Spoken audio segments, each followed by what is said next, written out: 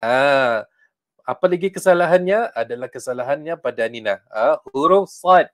Ihdinas siratal mustaqim. Alright. Kalau di sini Ustaz tulis di sana sifat huruf ataupun huruf Sad tidak disabdukan. Maksudnya macam mana? Cara yang salah orang baca adalah ihdina siratal mustaqim. Ihdina siratal mustaqim.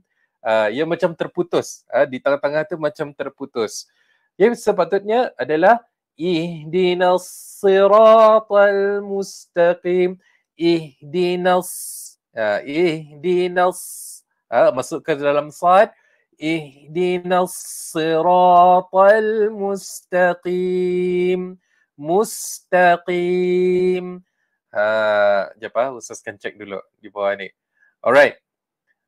Antara kesalahan jua, ni Ustaz dah letakkan di dalam e-book ni ya.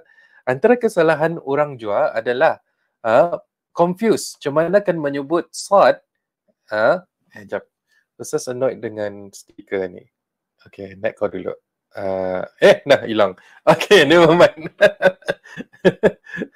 Minta maaf, hilang tu juga. Alright. Lurus tu ya hilang.